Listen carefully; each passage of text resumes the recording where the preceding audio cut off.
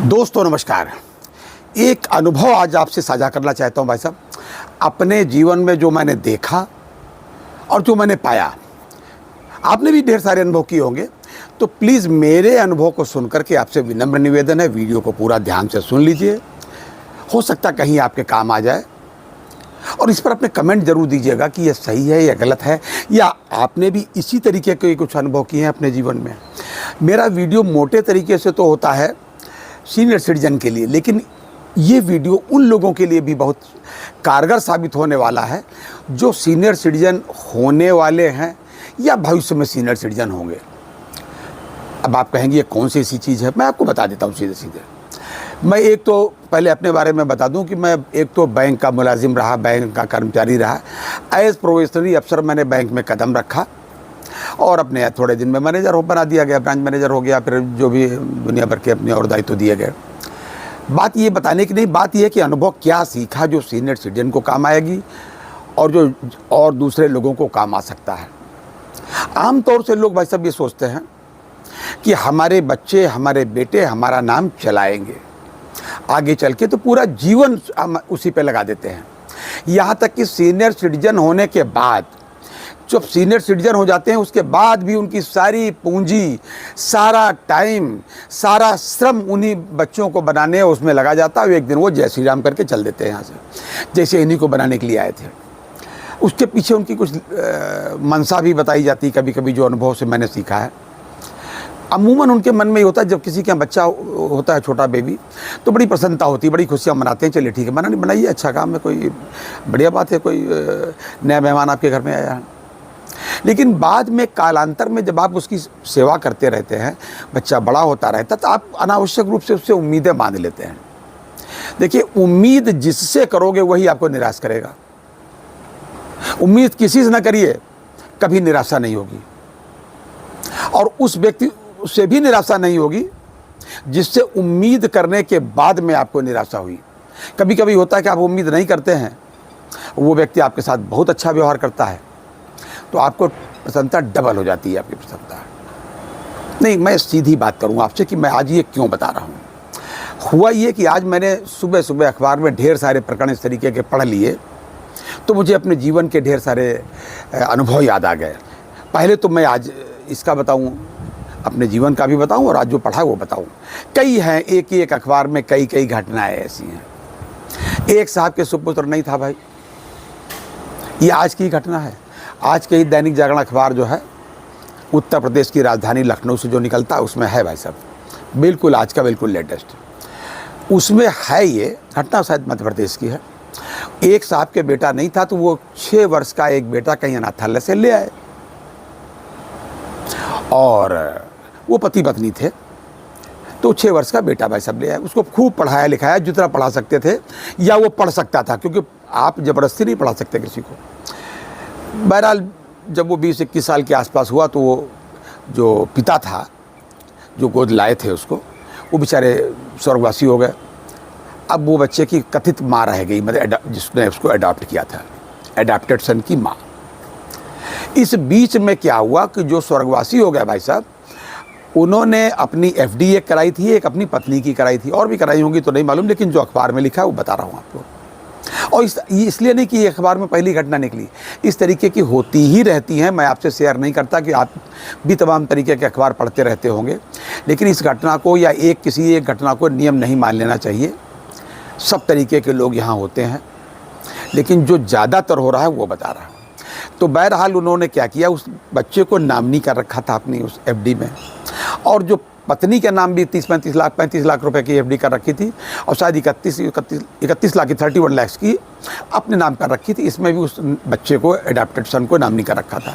जब वो भगवान के यहाँ चले गए तो अडॉप्टेड सन ने वो पैसा खूब निकाला, खूब खर्च किया, बहुत सारा खर्च कर डाला, गलत संगति में पड़ गया, सारा पैसा खत्म हो गया उसका, और पढ़ाई लिखाई भी बीच में ही ठप हो गई।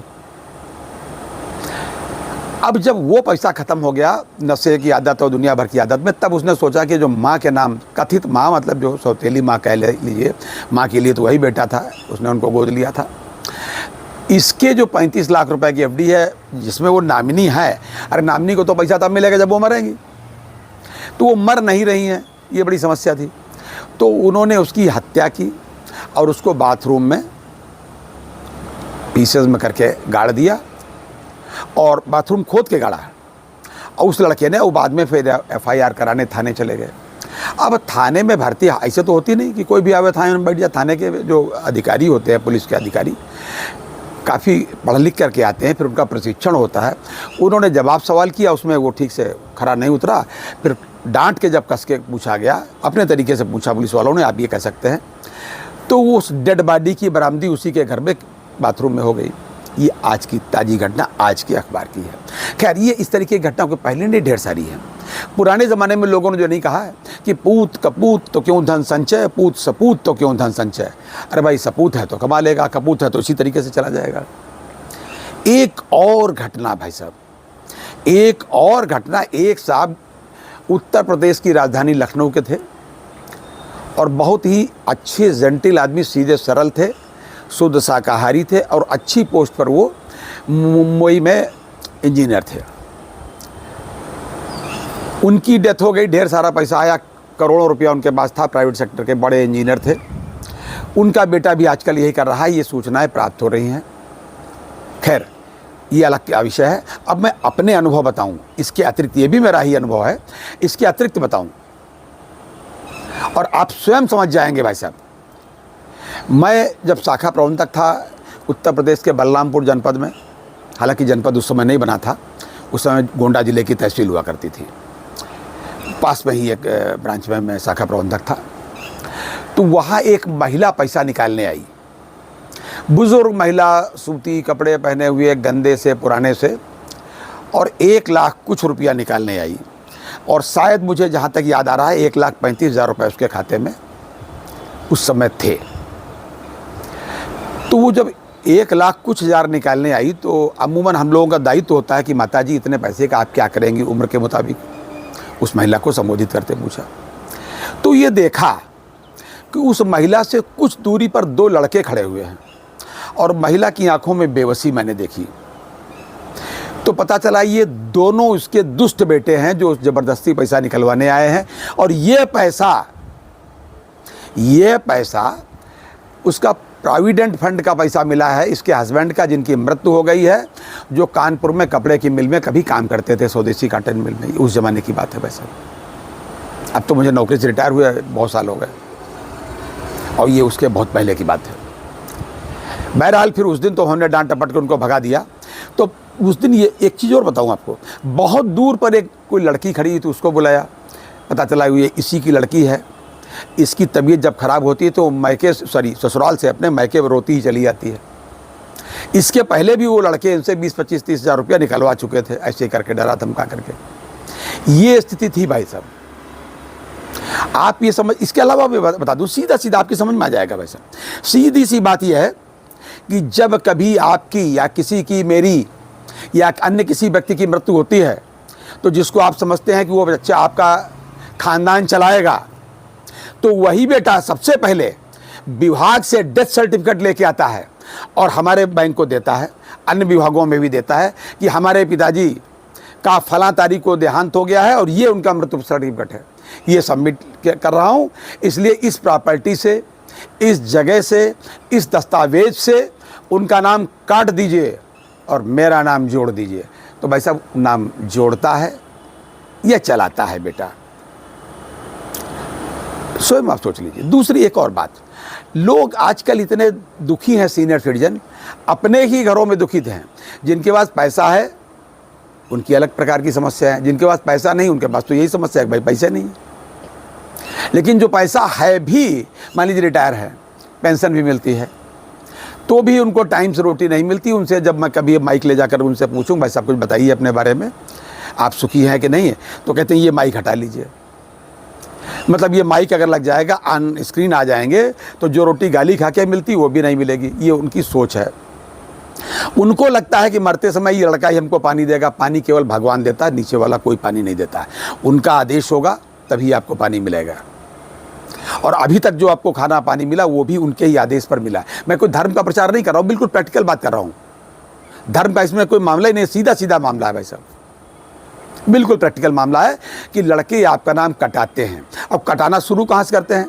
जैसे ही शमशान घाट पर जाते हैं, डेड बॉडी आपकी, हमारी या किसी की, हमारे सीनियर सिटीजन की या किसी की भी, तो वहीं पर नगर निगम का या नगर पालिका का या नगर निगम का एक छोटा सा कमरा बना होता है, एक बाबू बैठा होता है कि उनसे तुरंत दर्ज कराते हैं और जाके सबसे पहले से सारा काम बंद करके 13वीं और 12वीं बाद में करेंगे।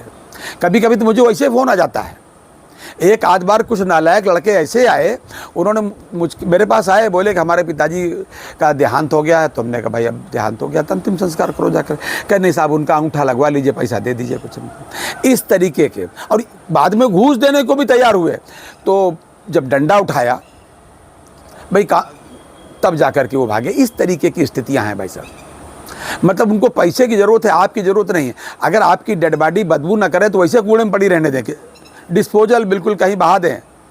वो गंगा जी, वो फलाने जी की आप उम्मीदें ना करें। ये तो जब प्रभु का आदेश होता है, प्रभु का आदेश होता है। भाई देखिए, बैंक में एफडी कराओगे तो पैसा मिलेगा, लोन लेओगे तो देना पड़ेगा, बहुत सीधी बात है। इसमें माफ़ करने का या बिना जमा किए देने का कोई प्राविधान नहीं है कि आपके अच्छे चाल चलन को देखते हुए आपकी मोहल्ले की स्टेट बैंक आपको 10 लाख रुपया दे दे।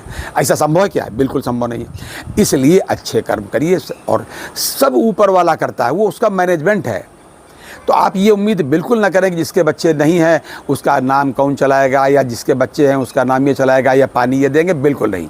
आप अपना जीवन अपने तरीके से जिए, अपनी शर्तों पे जिए, देश का, अपने देश का बल्कि विश्व बंधुत्व की भावना से आप जिए, और खाएं पिएं, मस्ती करें, मौज करें, भगवान का नाम लें। कभी किसी के आभारी ना हो भगवान को छोड़ करके। कभी किसी के आभारी होने की आपको ज़रूरत नहीं। अगर आपको प्रणाम करना है, माँ बाप को प्रणाम करिए। आपको बच्चे से कतई उम्मीद ना करिए। वो अगर आपका करता है तो ये आपके पिछले कर्मों का फल है, या वर्तमान में जो अच्छे कर रहे हैं उसका फल है, जो भी प्रभु दे दे। लेकिन आपका ये राइट आप उम्मीद ना करें। संविधान कितना भी इसके लिए सीनियर सिटीजन एक्ट बना दिया, सब कुछ करा दिया, इसके बावजूद सुधार भाई साहब होता नहीं दिख रहा है। इसलिए आप दयनीय बन करके अपने घरों में न रहें। मेरा विनम्र निवेदन है, हाथ जोड़ करके सीनियर सिटीजन से ये प्रार्थना है, हम आपको दयनीय होते नहीं देखना चाहते। सरकार उतना ही कर सकती है जो सरकार के अधिकार में है, और उसने सीनियर सिटीजन एक्ट बना दिया है। कोई आपको परेशान करे, तुरंत पुलिस को फ़ोन करिए, FIR लिखाइए। लेकिन आपका ऐसा मन होता है कि आप अपने लड़के के खिलाफ FIR कैसे लिखाएं? मैंने जो अभी उल्लेख किया था, अभी वीडियो में, इसी वीडियो में उल्लेख किया था कि मुंबई में जो इंजीनियर साहब थे, जिनका बच्चा आजकल रुपए का खूब दुरुपयोग कर रहा है कुसंगति में पढ़ करके, उनकी माँ कई बार प्रताड़ित हो चुकी है अपने बच्चे से। कई बार बच्चा उनका गला दबाते दबाते उनको कई तरीके से परेशान कर चुका है, धक्का दे चुका है, गिरा चुका है, बेइज्जत कर चुका है। इसके बावजूद वो माँ सार्वजनिक रूप से न तो FIR तो छोड़ो, पब्लिकली शिकायत करने को भी नहीं तैयार है। बस यही है कि जो भगवान ने दे दिया यही तो है। अरे भगवान ने आपको जीवन दिया है, और जीवन आपके माँ बाप ने दिया है, बच्चे ने नहीं दिया है। बच्चे को जो दिया तो आपने दिया है। वो आपको क्या दे रहा है? वो आपको धक्का दे रहा है, गाली दे रहा है, गला दबा रहा है आपका। मैं ये नहीं कहता सब ऐसे होते हैं, ऐसा मैं बिल्कुल नहीं कहता। लेकिन आपको किसी के भरोसे नहीं रहना है। या सब ऐसे होंगे, मैं ऐसा बिल्कुल नहीं कह रहा। लेकिन आप उनके चक्कर में अपना बुढ़ापा खराब ना करें, बस केवल यही मतलब है। आपके पास जो भी धन हो आप उसका इस्तेमाल अपने हित में करें, देश हित में करें, गरीबों में बांट दें। बिल्कुल गरीबों में बांट दें। वसीयत करने के चक्कर में बिल्कुल नहीं। वसीयत करिए कहाँ? धार्मिक स्थलों में करिए, गरीबों के लिए कर दीजिए, निर्धनों के लिए कर दीजिए, बिना जाति भात और ये सब कुछ देखे हुए, जाति धर्म देखे हुए। ये है देशभक्ति का। आप वहाँ क्या लाए थे? आप डाकिया हैं यहाँ केवल भाई साहब। आपको जो भी दिया गया है ऊपर वाले की तरफ से दिया गया है बांटने के लिए, आपका इसमें कुछ भी नहीं है। लेकिन आप अपने ही, जैसे डाकिया गया, हम तो अपने घर, ये मनी ऑर्डर जो मिला इसको अपने घर वालों को देंगे जा करके, तो क्या सही काम करेगा? बिल्कुल नहीं करेगा। आपसे ये निवेदन है कि आप अपना जीवन अपनी शर्तों पे जिएं, और इसकी कतई उम्मीद ना करें कि बुढ़ापे में कौन आपको पानी देगा। पानी देने वाला ऊपर है। बहुत जगह ऐसी भी है जहाँ पानी ही नहीं है, जब पानी बरसता है तो उनको पानी मिलता है, या कई कई किलोमीटर पानी के लिए जाना पड़ता है। तो आप सोचिए, वो जीवन भी है। इसलिए आपको प्रभु ने अच्छी जगह पैदा किया है, उनको धन्यवाद दीजिए। और अगर आपके माँ बाप जीवित हों तो उनकी बिल्कुल सेवा करिए। कोई बहुत ज़्यादा मंदिर मस्जिद जाने की ज़रूरत नहीं। अगर आपने माँ बाप की सेवा कर ली तो ऐसे ही कबूल है। उसके बाद भी अगर बच्चे समय तो आप मंदिर मस्जिद सब जगह जाइए, कोई ख़राब काम थोड़ा है, वो तो अच्छी बात है। लेकिन ऐसा भी नहीं है कि आप अखंड रामायण तब करवाएं जब आप अपने बड़े भाई से ज़मीन प्रॉपर्टी का मुकदमा जीत जाएं तो अगले दिन अखंड रामायण कराएं। ऐसी अखंड रामायण ईश्वर नहीं मानता है। ये था आज तक का अपडेट। अगली बार किसी अन्य अपडेट के साथ फिर हाजिर होते हैं। तब तक के लिए इजाज़त दीजिए। और हाँ, आपकी बात मैं अपने YouTube चैनल के माध्यम से हमेशा सरकार के पास उठाता रहूँगा। आप सबके बीच में इसका प्रसारण भी करता रहूँगा। जय हिंद, जय भारत, नमस्कार।